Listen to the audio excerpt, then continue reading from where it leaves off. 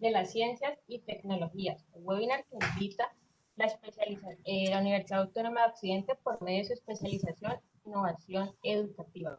Doy paso a la docente y a la directora de la especialización, la docente Elizabeth Narváez. Profe, la sala es toda suya. Muchas gracias. Gracias por acompañarnos hoy. Gracias al profesor Boris por aceptar esta invitación. Bienvenidos todos.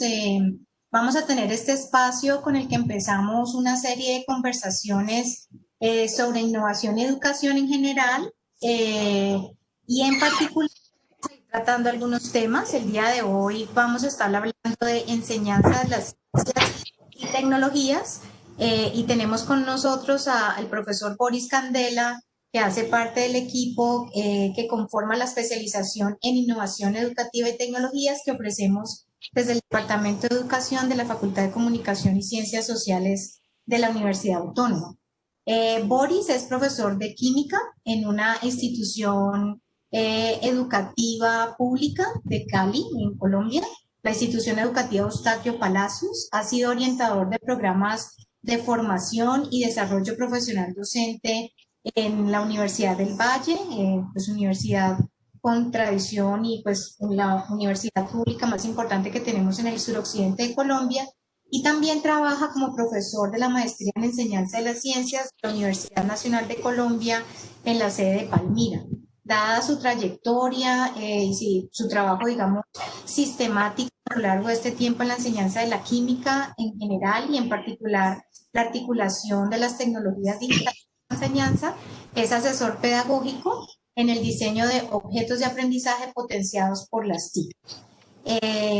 Vamos a tener entonces una conversación en la que vamos a ir conociendo un poco más del perfil del profesor Boris, sus aportes particulares en su participación en la especialización en innovación educativa y tecnología.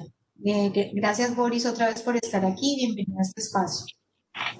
Muy buenas tardes, muchísimas gracias. Primero a la Universidad Autónoma de Occidente por esta invitación y segundo a ti, Elizabeth, por invitarme a participar en este conversatorio acerca de las TIC como mediadoras en el proceso de enseñanza-aprendizaje. Muchísimas gracias. Gracias, y gracias a los asistentes. Claro. Bueno, vamos a empezar con unas preguntas sobre, sobre tu trayectoria y tu aporte, digamos, en este campo específico. Y nos gustaría que nos hablaras primero de la contribución de tu último proyecto de trabajo o de tu última publicación. Sí, Isa, yo últimamente tengo dos publicaciones que para mí son muy significativas. Una es el libro que se llama Integrando las TIC a la Escuela de la Sociedad del Conocimiento, donde hago es una descripción o un marco teórico que ha direccionado las últimas investigaciones que llevo a cabo a nivel del aula referente a cómo ser un uso constitutivo del currículo de las ciencias, de un uso constitutivo de las TIC en el currículo de las ciencias. Esa es una. La otra que me parece muy interesante es una investigación que hice acerca de cómo los niños al diseñar animaciones a través de una técnica muy fácil como es el stop motion, pueden desarrollar y comprender el fenómeno del equilibrio químico. Este estudio, pues, me pareció muy interesante porque fue un estudio interdisciplinario. En él los niños no solamente aprendían química, sino que también aprendían a escribir y a leer textos multimodales y multimediales como son los de las animaciones, pero aprendieron también a diseñar contenidos, el contenido y a modelar y visualizar de esta técnica, visualizar sus modelos mentales acerca del fenómeno. Esos son básicamente los dos últimos proyectos que he abordado en estos dos últimos años. Súper. De acuerdo con ese perfil que nos cuentas que tú has, digamos, estado fortaleciendo, ¿qué tipo de proyectos o servicios o consultorías tú puedes apoyar o aportar cuando estamos hablando de enseñanza de las ciencias y las tecnologías? Un servicio que yo de manera muy frecuente ofrezco y lo he ofrecido al Ministerio de Educación Nacional y a la Universidad del Valle es asesor pedagógico en el diseño de contenido. Nosotros diseñamos los contenidos de grado 11 de química, los objetos de aprendizaje que aparecen algunos ahorita en Colombia Aprende. Nosotros fuimos responsables de algunos de esos objetos de aprendizaje, sobre todo aquellos objetos que al verlos ustedes están fundamentados disciplinar, pedagógica y tecnológicamente. Sí, ese es un ofrecimiento que yo puedo hacer. El otro también tiene que ver es con cómo integrar las TIC a la escuela, ¿sí? Asesor de colegios, de escuelas, ¿ya? Básicamente. Y también, pues, asesoro los proyectos de investigación, ¿no? A nivel de pregrado y a nivel de maestría. También, sobre todo en unas líneas de investigación, la línea del conocimiento pedagógico del contenido, esa es una. La línea de la integración del lenguaje al aula, sobre todo desde la perspectiva de los textos multimodales, exhibidos a través de plataformas digitales. Ese es básicamente las líneas que yo manejo. Ah, y pues, la del diseño educativo, ¿no? Claro. En relación con esos proyectos de investigación o que asesoras, ¿podrías compartirnos en qué consistió el último que apoyaste en la maestría en enseñanza de las ciencias? Un poco para conocer sobre qué temas están trabajando en ese aspecto de la formación. Sí, en la maestría en la enseñanza de la ciencia hemos llevado a cabo varios proyectos de investigación. Uno ha tenido que ver con esta parte del diseño de materiales de enseñanza, ¿sí? Diseño de aprendizaje potenciados por las tecnologías, pero diseños que son de fácil acceso y de fácil desarrollo, porque el desarrollo por lo general es muy costoso. Entonces, ¿cuál ha sido como el propósito de nosotros? Llevar a cabo tesis donde se diseñan ambientes de aprendizaje, pero a bajo costo. ¿Qué quiere decir a bajo costo?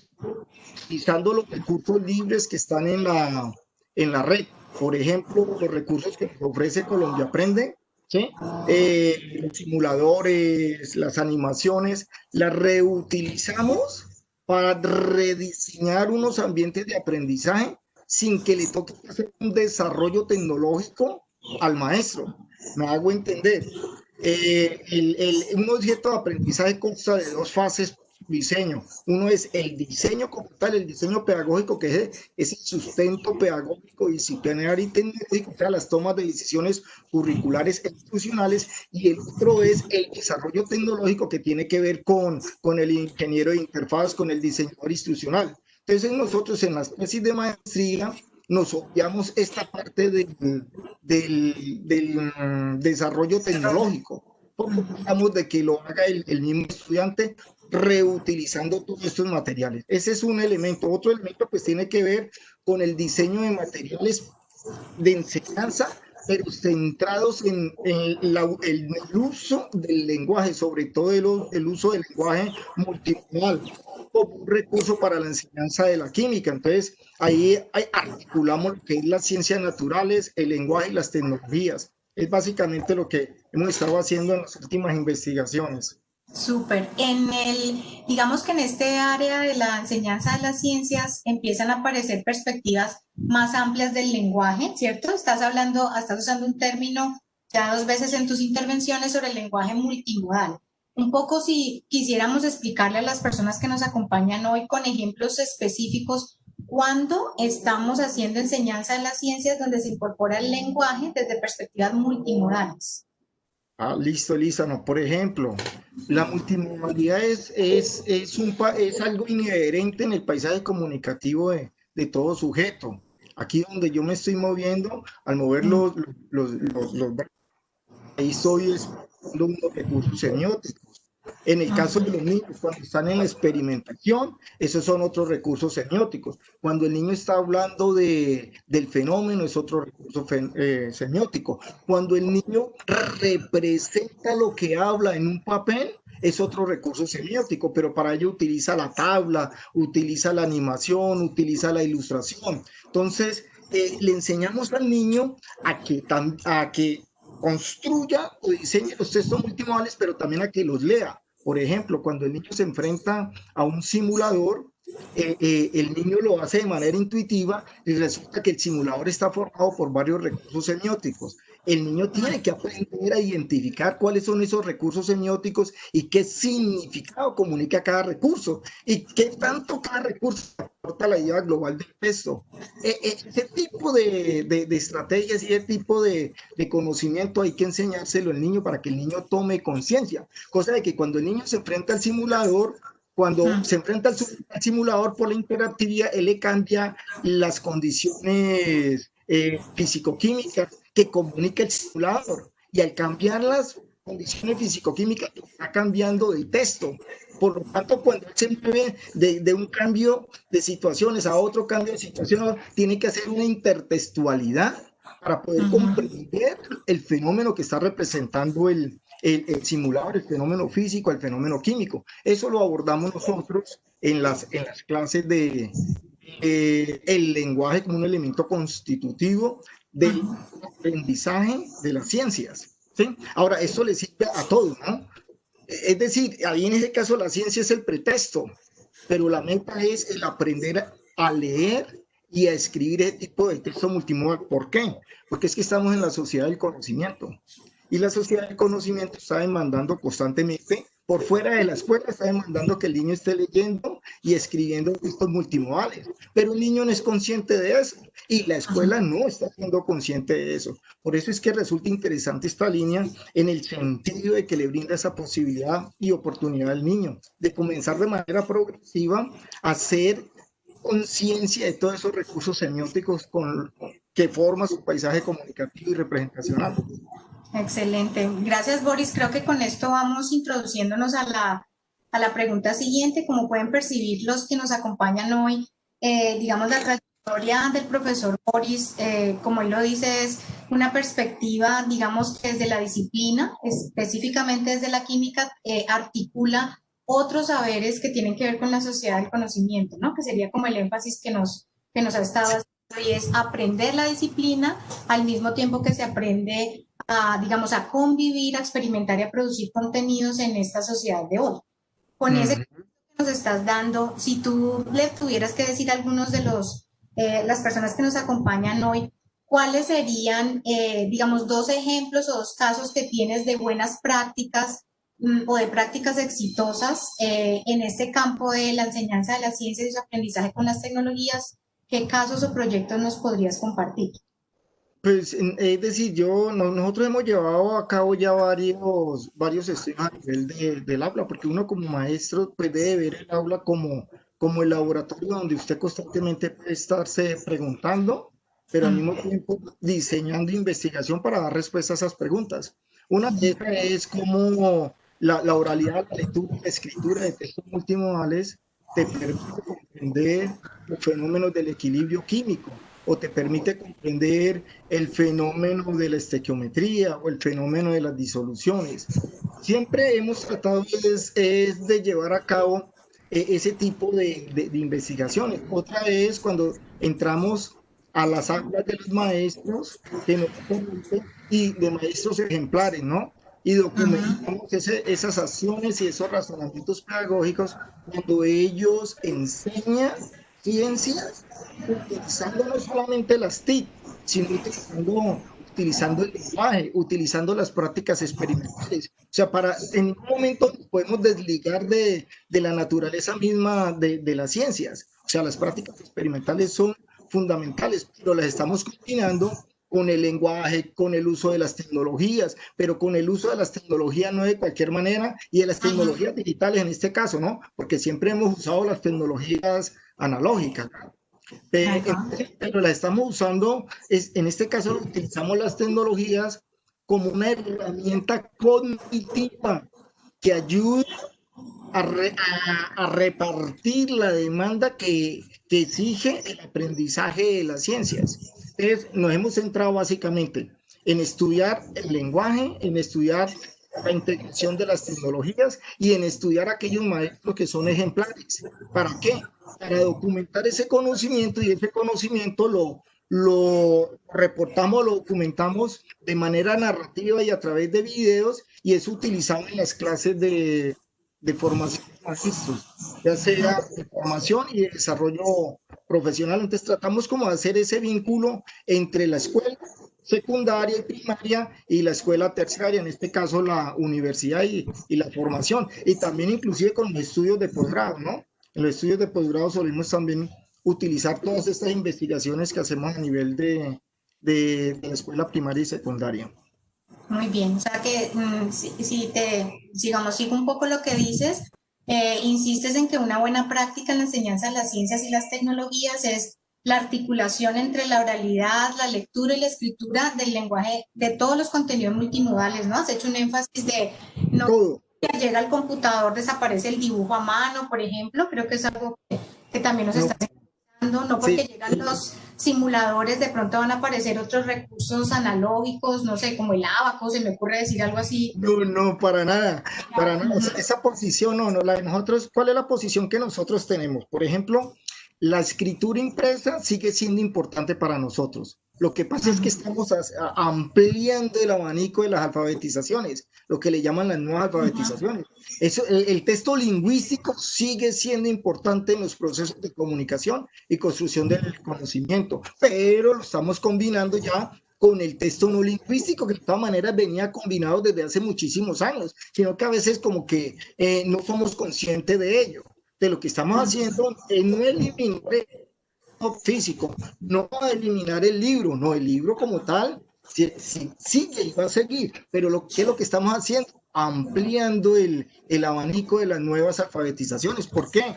Porque es que el niño tiene que aprender a buscar la información, a seleccionarla, a interpretarla y a evaluarla, pero no solamente interpretarla y evaluarla, sino que él debe aprender a diseñar los contenidos, a difuminarla a través de la red.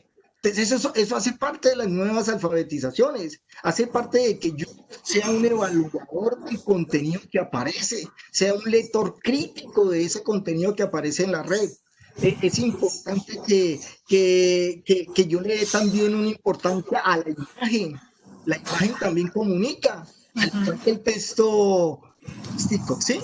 Definitivamente para mí es la posición mía. No es que desaparezcan estas antiguas, entre comillas, antiguas alfabetizaciones, no, sino que las estamos ampliando.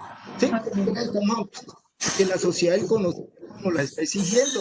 Sí, las nuevas relaciones sociales nos lo está exigiendo. Entonces, yo he llegado a una conclusión, ahorita con lo de la pandemia. No es que los niños de nosotros, la gran mayoría de los niños de nosotros sean nativos digitales. Para mí no son nativos digitales. ¿Por qué le digo yo? Porque yo tengo niños de 10 y 11 del colegio oficial y los niños tienen dificultades para comunicar, diseñar los contenidos y comunicarlos. Y no están utilizando estas herramientas cognitivas en función de la comunicación y en función del aprendizaje. O sea, no podemos hacer esa afirmación de que, o yo no la haría, de que son nativos digitales. Yo soy nativo digital siempre y cuando haga un uso apropiado en la comunicación y en la construcción del conocimiento a través de estos recursos. Lógico, complementamos con nosotros analógicos, que no pasarán de moda para... Claro, sí, bueno, creo que el énfasis que estás haciendo con tu intervención es invitarnos a pensar que siempre que la tecnología llegue a una experiencia educativa, llega como una oportunidad para expandir la mente, ¿no? La cognición, ¿no? eso es, Sí, la distracción cognitiva. es el uso intencional, ¿cierto?, de la tecnología y no solo de cualquiera que ella sea, no solo dejarla llegar y porque es moderna pensamos que ya va a traer beneficios, ¿no? Es un poco No, no, así no. la perspectiva. Hay que reflexionar sobre ello y mirar a ver cuáles son las potencialidades y también cuáles son las limitaciones. O sea, hacer uso de esas affordances o potencialidades de tecnología, lo que nos sirve para, como una herramienta cognitiva, ¿sí? Y como herramienta nos sirve para mejorar los procesos sociales y cognitivos de la comunicación y de la construcción del conocimiento, pero no es la única, ¿no? No es la única. Y el hombre y las interacciones simbólicas dentro de un contexto sociocultural no se eliminarán jamás. Eso sí, se necesita el vernos, porque también cuando nos vemos nos estamos comunicando, esos son recursos semióticos. ¿Sí? Muy bien. En esa, le recordamos a quienes nos acompañan Si tienen preguntas para el profesor Boris, pueden irlas escribiendo en el chat y se las vamos comunicando también para que puedan conocer también ustedes su opinión si tienen alguna indagación específica. Boris, para terminar esta primera sección de preguntas, nos comentabas que ustedes hacen investigación como de profesores destacados y de prácticas destacadas y las usan para ayudar a formar a otros profesores en el nivel universitario. De esos casos que tú recuerdas o que han estado trabajando, ¿hay algunas, nos podrías, digamos, como poner en consideración algunos principios que se han identificando que uno debería idealmente replicar en el buen sentido, no porque sean copias, sino porque parecieran dar mejores oportunidades a los estudiantes para aprender? Claro, sí, algo que yo he notado en estos profesores ejemplares, yo le llamo ejemplares, porque la comunidad les ha dado como ese título, ¿no? ¿Ya? Algo de que el aula debe de ser un espacio libre de apoyo y libre de amenaza, donde el error es el punto de partida para construir. Ese es un principio que yo he visto. Otro principio que yo he visto es que cada niño y cada sujeto recorre su propio camino. O sea, yo como maestro no puedo esperar que mis niños todos rindan de la misma forma. Yo he visto, por ejemplo, en un maestro, me llamó mucho el interés esta parte. Él les decía a los niños que utilizaran un diario de clase, pero el diario de clase lo divide en dos sesiones, una que era la sesión social y la sesión académica. La sesión social era aquella donde el niño escribía el cómo se había sentido en su clase, ¿sí? Y la sesión académica escribía acerca de lo que había aprendido, utilizando los textos lingüísticos. Cuando yo le pregunté a él que por qué lo había dividido así, él me contestó y me dijo, es que para aquellos niños que aún tienen dificultad en comprender un fenómeno natural, un fenómeno químico, un fenómeno técnico, la sesión social le va a permitir escribir acerca de lo que él sintió. Va a poder escribir el niño, porque es que yo escribo de lo que sé. Entonces, en cambio, ya los niños que ya comprenden, pues tienden a escribir más sobre el lenguaje académico, el fenómeno. ¿Qué notábamos nosotros? Que con el tiempo estos niños que no estaban comprendiendo y comenzaron a comprender el fenómeno, desplazaban de la agenda social a la agenda académica. Entonces, ese tipo de evaluación me llamó la atención y que no era una evaluación nunca acreditativa,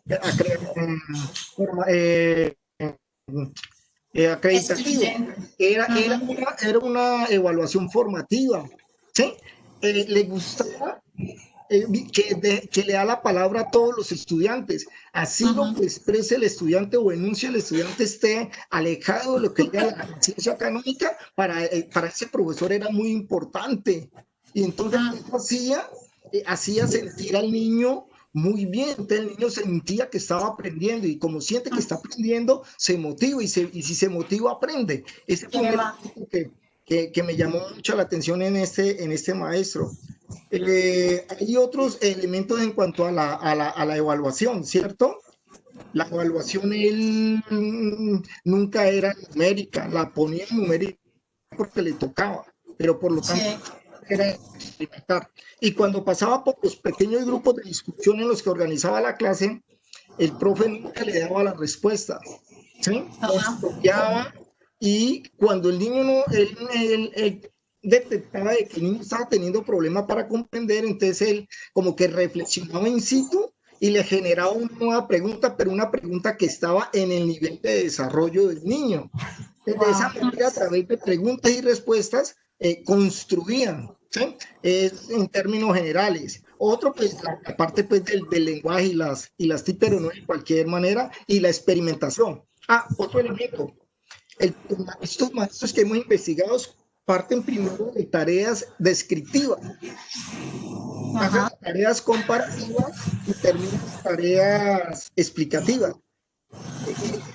Cuando el niño puede escribir, para el niño escribir es muy fácil que explicar. establecer relaciones de causa y efecto. Entonces, el describir le permite al niño sentir de que está aprendiendo, de que está haciendo que está aportando a la construcción. Luego la comparación ya le exijo un poquito más de dinámica cognitiva y la explicación es lo último. Pero todo esto que yo le he visto a estos maestros es mediado por la oralidad, la lectura y la escritura.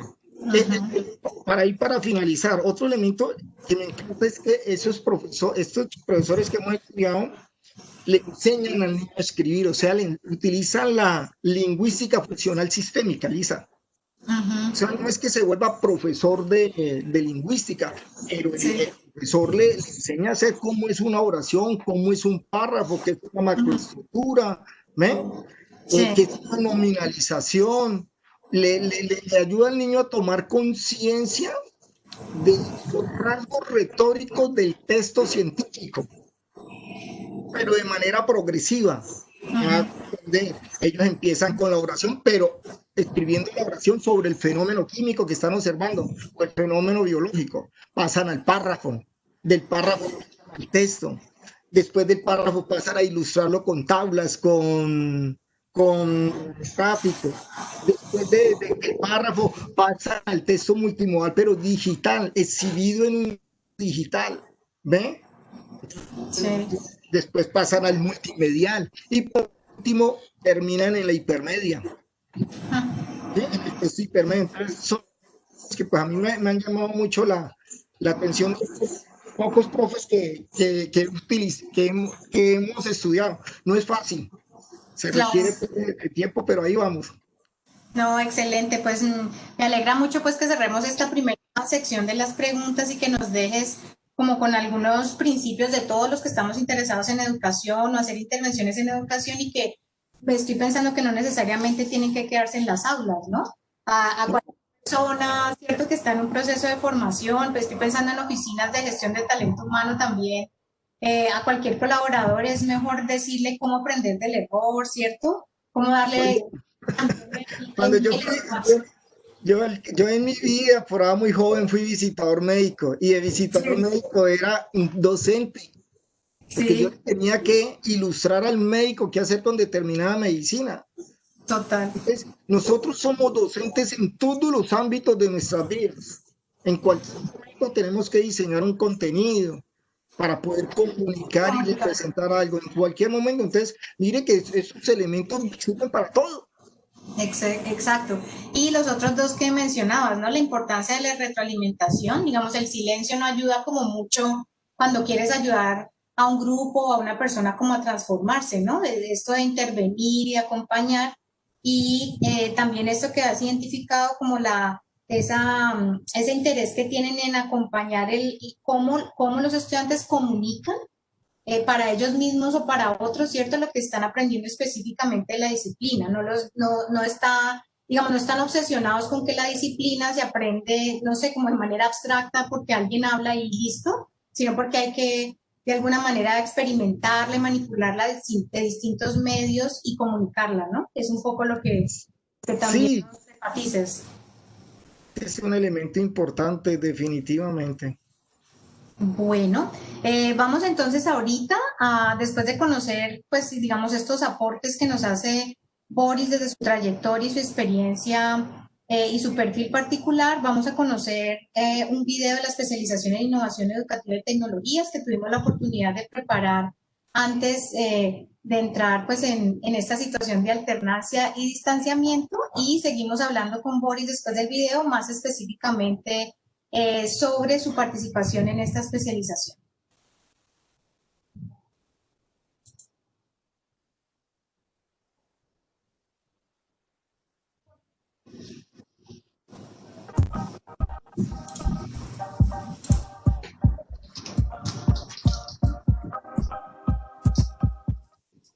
Hola, soy Elizabeth. Quiero preguntarte, dentro de tus tareas diarias debes proponer proyectos innovadores. ¿Trabajas en una oficina de recursos humanos y lideras proyectos formativos? ¿Haces parte de oficinas de responsabilidad social empresarial o eres profesor? Si es así, te invitamos a participar en la nueva especialización en innovación educativa y tecnologías de la Universidad Autónoma de Occidente. Con nosotros tendrás la oportunidad de proponer y gestionar proyectos de innovación educativa mientras interactúas con un equipo docente con distintas especialidades. Por ejemplo, en diseño industrial e innovación social, en comunicación, administración y emprendimiento social, en psicología y videojuegos, en educación y tecnologías digitales. Te esperamos en la UAO porque hoy la educación está en revolución. Inscríbete ya en la nueva especialización en innovación educativa y tecnologías. Revolucionar es prepararte para alcanzar tus metas. La revolución es UAO.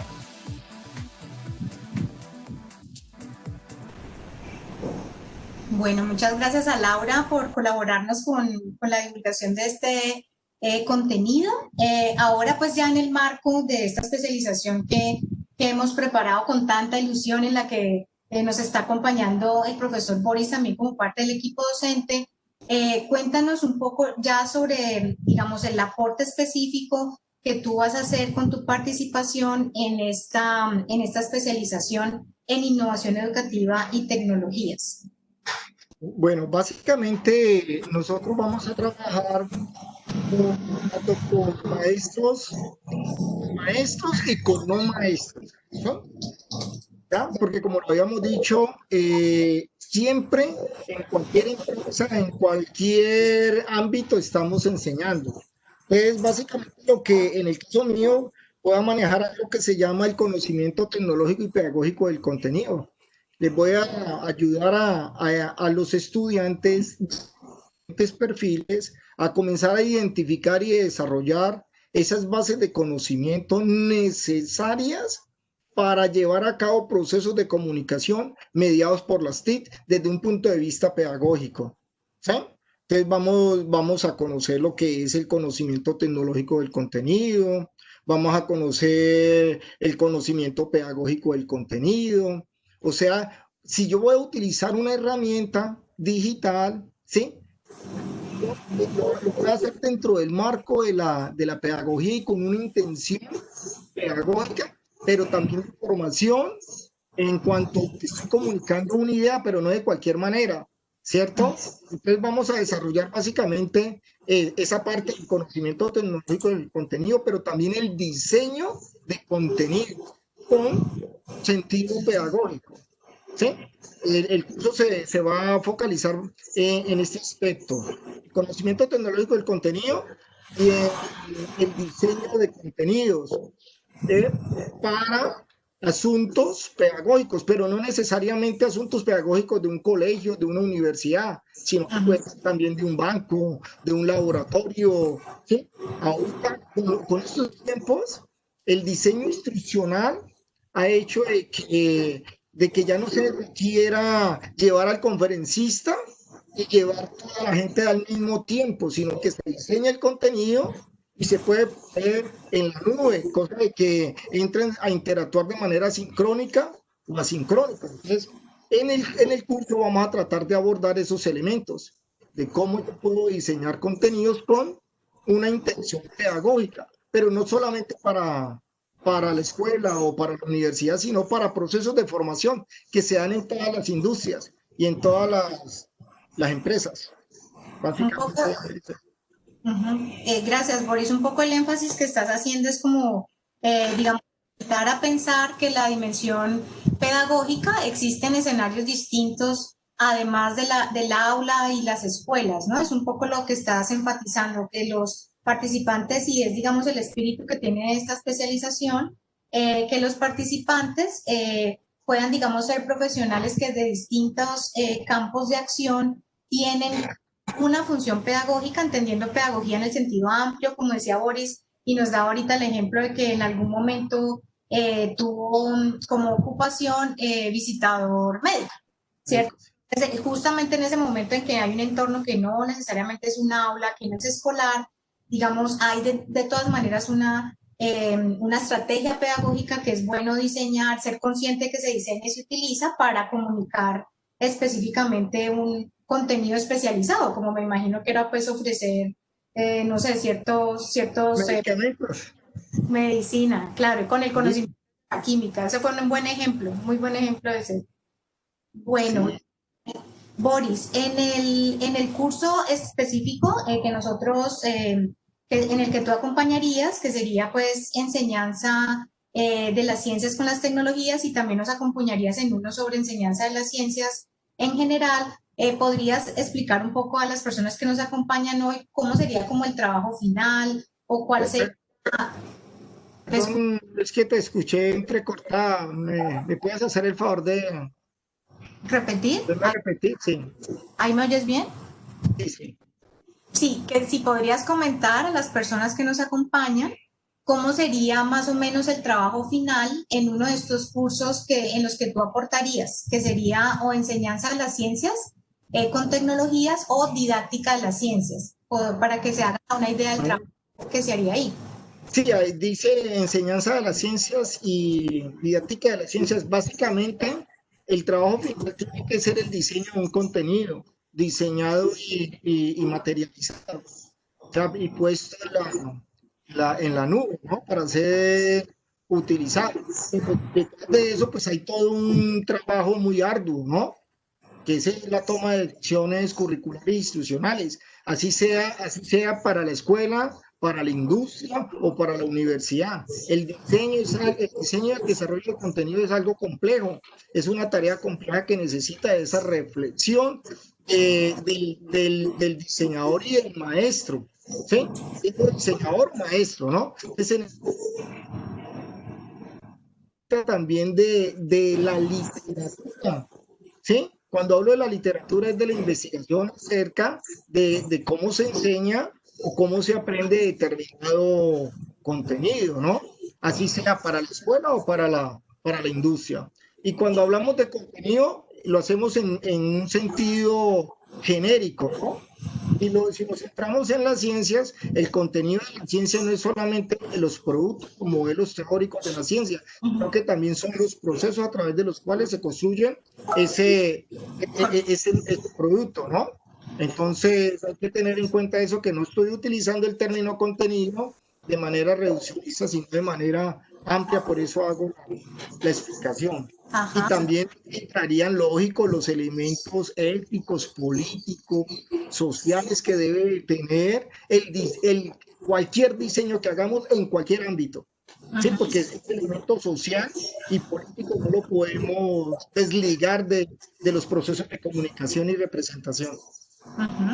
Sí, y creo que va un poco, no sé si ya has visto la pregunta que nos hace el profesor Osvaldo Rodríguez, un poco que desarrollaras un poco más la idea de contenido. El profesor Osvaldo dice, hoy en día se busca fortalecer las competencias. ¿Cómo sería una propuesta de conocimiento tecnológico, pedagógico y de diseño que entiendo yo pues esté orientada hacia las competencias? Un poco porque te hemos escuchado más hablar de la importancia del contenido tecnológico, pedagógico y disciplinar, pero si pudieras explicar un poco y justamente más en el marco colombiano en el que utilizamos las competencias como un indicador pues para nuestros diseños educativos, para la evaluación misma del aprendizaje.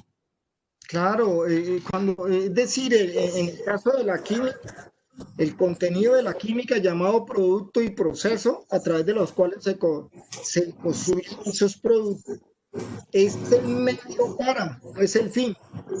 El fin es una meta más general, ¿no? ¿Cierto? De desarrollar unas competencias. ¿Cuáles competencias? Aprender a aprender a lo largo de la vida. ¿Sí? El adaptarme a los cambios que se están dando constantemente. Cuando el niño tiene que ir a buscar la información, seleccionarla, interpretarla, evaluarla, comunicarla, estamos apoyando esa competencia de aprender a aprender a lo largo de la vida. ¿Sí? Estamos apoyando la competencia de administrar la información para poderla convertir o transformarla en conocimiento. Cuando el niño, dentro de las actividades que ponemos, actividades de aprendizaje, hay unas tareas, hay tareas de orden ético, hay tareas de orden social, de orden político, entonces está asumiendo una postura crítica, ¿ven? Frente a determinado fenómeno. Sino que cuando hablamos de contenido, entonces lo hacemos como de manera muy genérica, entonces se da como que la impresión de que el diseño va a ser totalmente disciplinar. No, la disciplina es el medio para. para ese ciudadano que queremos, que es un ciudadano que esté alfabetizado científicamente, pero también políticamente. Y un ciudadano alfabetizado políticamente, un ciudadano que le va a interesar el bienestar del otro, no solamente el bienestar de él. ¿Sí? ¿Ven? Entonces, nosotros tratamos de hacer los diseños en el marco de una perspectiva sociocultural, ¿ya? Pero para la acción social y política en este caso, del estudiante en la escuela, ¿no? ¿Ya? Ya, o sea, un poco sí, la aclaración que nos está haciendo es que al usar el término de contenido, digamos, podría existir la idea de que estamos hablando como de trabajar por temas, lo que No, me imagino en los años 80, 90, pero cuando estamos hablando de contenido, estamos hablando más de ese diseño, digamos, cuidadoso que se hace de todo aquello que esperamos que se aprenda y vaya a ser evaluado. Y en ese sentido, estás incorporando. por ejemplo, si yo pienso fortalecer la competencia de aprender a aprender, dentro del diseño deben de haber tareas que le lleven al niño a ejecutar unas acciones que aún apoyen esa competencia de aprender a aprender a lo largo de la vida. ¿Ve? No estoy diciendo de que el niño debe de desarrollar las competencias de la comunicación como una herramienta de construcción del conocimiento. Dentro de las actividades deben de haber tareas específicas que le brinden esa posibilidad al niño de desarrollar ese tipo de habilidades comunicativas, ese tipo de la oralidad, la lectura y la escritura. ¿Sí? Si yo digo que el niño tiene que hacer una lectura crítica o un texto, pues deben haber actividades con tareas específicas hacia esa meta de aprendizaje, pero siempre lo hacemos pensando en las competencias y sobre todo, en el caso mío, en las nuevas alfabetizaciones que demanda la sociedad del conocimiento. Muy bien, o sea, estamos aclarando que hablar de contenido en los cursos que vayas a vivir tiene que ver también con ese saber hacer o digamos con ese marco que el profesor Osvaldo pues nos está recordando de las competencias, ¿no? Eso sería también como el contenido, diseñar con ese fin, con ese fin. Sí. Bueno, vamos ahorita a cerrar ya la conversación después de presentarles esta breve información sobre la especialización, un poco lo que hemos estado comunicando pues desde que inició el conversatorio, nuestro interés de convocar y recibir en el programa a personas de cualquier campo profesional que con la experiencia que tengan en la especialización, una vez egresen, puedan promover y gestionar proyectos educativos de innovación que articulen principios de la educación en general y en particular principios de la educación disciplinar. En esta especialización nos interesa sobre todo diferenciar lo que sería la innovación educativa mediada por tecnologías, que es más la perspectiva pues que estamos defendiendo y articulando con los profesores que vamos a ser parte del programa, y la queremos diferenciar de lo que serían las tecnologías de la tecnología o la innovación tecnológica para la educación, que sería más, digamos, esos espacios en los que uno aprende de las herramientas existentes y su utilidad. Nos interesa más centrarnos en los procesos y en la planeación de esos procesos. Bueno, profesor Boris, para cerrar, nos gustaría que nos comentaran, de acuerdo pues con su experiencia y perspectiva, cuáles serían 2 retos que enfrentan los profesionales que trabajan hoy de alguna manera esta relación entre enseñanza de las ciencias y las tecnologías. 2 retos. Con la enseñanza de las ciencias es supremamente complejo, ¿no? Porque la gran mayoría de los fenómenos de la ciencia son muy abstractos. Es lograr que el niño logre construir la representación de moléculas, construir la representación de electrón, siendo de que no lo ven, ¿cierto? Entonces, es un reto muy grande. Es un reto muy grande el lograr que el niño pueda establecer una relación entre su mundo macroscópico, que es lo perceptible, y su mundo submicroscópico, que son los modelos teóricos que han construido los mujeres de ciencias para explicar y predecir los fenómenos macroscópicos. Entonces es un reto muy grande para uno como profesor lograr que el niño logre comprender eso, lograr que el niño logre comprender de que la molécula es un modelo teórico, que yo no le puedo mostrar una molécula, que yo lo que le puedo mostrar son los resultados experimentales dados bajo un marco de la experimentación e interpretados a partir de unos marcos teóricos. ¿Sí? ¿Ven? Entonces es complicado. Entonces, ¿qué me ha ayudado para lograr eso? Pues coger lo que es utilizar las TIC desde una perspectiva pedagógica, pero mediadas también por el lenguaje y la alimentación. ¿Sí? Fruto de eso, mire, es el último artículo que me van a publicar, que es el diseño de las animaciones, ¿sí? Para comprender un fenómeno tan complejo como es el del echico, ¿no? Para mí es un, claro, porque eso es submicroscópico, no es microscópico. O sea, yo no puedo coger unos lentes y un microscopio, ¿cierto? Y mostrarle cómo se rompen debilitan las fuerzas intramoleculares, intermoleculares. Es muy técnico ese lenguaje. Entonces, solamente eso se logra a través de ¿qué? Lo he visto yo, lo he experimentado, a través de la experimentación mediada por el lenguaje y por las TIC. O sea, esos laboratorios, las experiencias que hacemos, complementado con la expresión oral, escrita del niño y de los modelos, y complementado con los simuladores que hay libres en la red, a mí me ha dado muy buen resultado. Pero eso no ha sido la meta, ¿no? ¿La meta cuál ha sido? La meta sí es que el niño desarrolle la competencia de aprender a lo largo de la vida, ¿sí? La meta ha sido de que el niño le respete la idea que está expresando el compañero, así no esté de acuerdo con él. La meta ha sido que el niño evalúe sus textos viendo sus fortalezas y sus debilidades. Por ende, si alcanzó esto, pues los niños van a lograr comprender el fenómeno. Ese ha sido un reto. Y el otro reto, el lenguaje. Es un reto muy grande, porque es que yo leo en química, yo leo en matemáticas, y cada discurso y cada texto tiene su propia naturaleza. Eso de que si yo escribo química, voy a poder escribir derecho, eso es falso.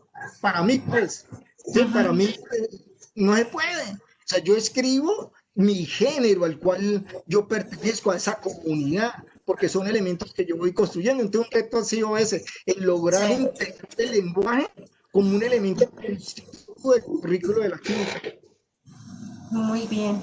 Se comunica con nosotros el profesor Marco Emilio Correa y te pregunta, ¿cree usted, profesor Boris, que la virtualidad y la innovación educativa cambiará la manera en que se venían desarrollando las clases presenciales? Sí, para mí creo que la pandemia trajo elementos malucos para nosotros, ¿cierto? Pero también hizo de que nosotros los maestros, sobre todo nosotros los maestros en el caso público, saliéramos de la zona de confort. Y lo que no logró Tita, computadores para educar, y el CIEP en 2, 3, 4, 5 años de formación lo logró la pandemia en 3 meses, un mes. Hemos aprendido a manejar el Zoom, el Meet, hemos aprendido a buscar el simulador, a analizar las fortalezas del simulador, a coger un video y editarlo para poderlo compartir. Estamos en un primer nivel de integración de las TIC, que es que esos son diferentes niveles que existen para integrar las TIC al aula. Pero que sí va a cambiar de forma, sí. Y adicionalmente, la educación, hacia allá va la educación, hacia la virtualidad, porque cada vez hay menos espacio.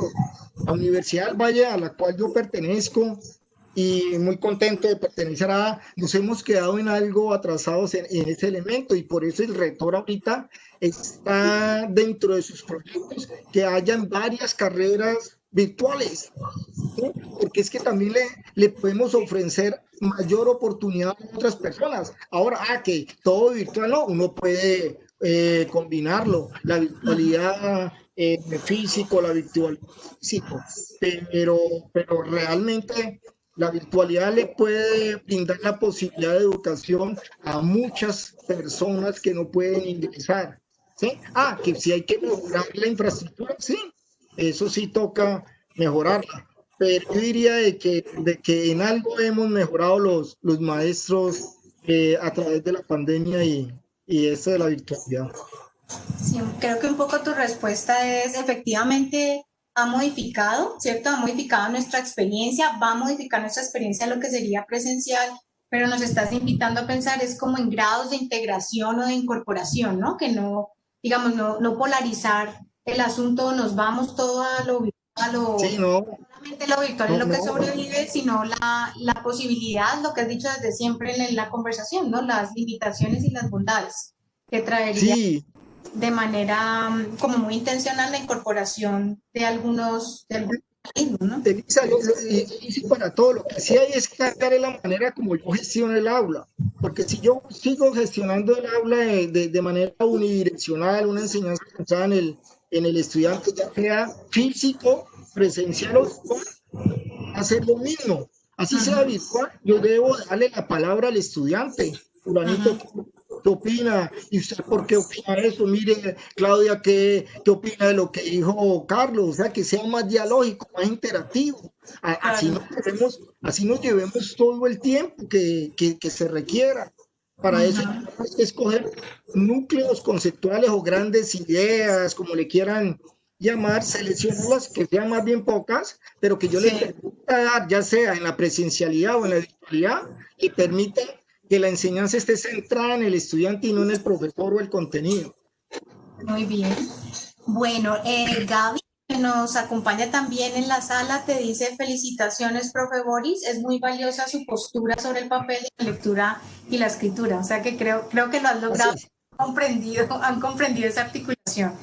Bueno, Boris, entonces para cerrar, un poco que nos dejes al menos una recomendación, además de esta que te acabo de escuchar, y es, necesitamos gestionar el aula que dé más espacio a la interacción, así nos toque reducir más bien en términos tradicionales lo que eran los temas, ¿no? Acabas de decir algo muy Sí, valioso. Que se nos va más el tiempo, pues bienvenido sea el espacio que nos permita entre estudiantes y profesores tener acciones como más integradas, ¿no? No sé si quisiera cerrar este espacio con otra recomendación que nos dejas. pues yo Eh, una recomendación que haría es la siguiente. A través de mi experiencia de profesor de maestría, yo he tenido la fortuna de tener en las maestrías en educación, en enseñanza de las ciencias, tanto en la del Valle como en la nacional, ingenieros, médicos, biólogos, químicos, o sea, personas que en su pregrado se formaron para ser maestros. Luego las circunstancias de la vida le dio la posibilidad de entrar al magisterio y al entrar al magisterio se enamoraron del magisterio. Entonces, le digo tanto a los maestros que acaban de egresar como a otros profesionales que provienen de otras disciplinas, que entren a la especialización, porque la especialización va a tener esa característica de ayudarte a identificar esas bases del conocimiento para la enseñanza. Un profesional que no sea pues maestro, vaya a hacer su doctorado, su maestría y luego va a ser maestro. De la especialización le va a brindar esa posibilidad. Y hay pocas, yo diría que la única especialización con este enfoque y con esta perspectiva es la especialización que está brindando el autor, porque los otros son maestrías. Entonces los invito a matricularse, los invito a matricularse. Bueno, muchísimas gracias, Boris, por este espacio, a todos los que nos acompañaron hoy y de alguna manera estaban interesados en general en este tema sobre innovación en educación, enseñanza de las ciencias y tecnologías, y aquellos en particular interesados en el programa que estamos ofreciendo, pues bienvenidos, pronto esperamos tenerlos con nosotros. Muchas gracias por haber estado en este espacio. Gracias. Muchas gracias. Gracias, profe Elizabeth. Gracias, profe Boris. Gracias. Gracias, gracias. Gracias a ustedes. Muchas gracias y feliz tarde para todos. Lo mismo. Gracias.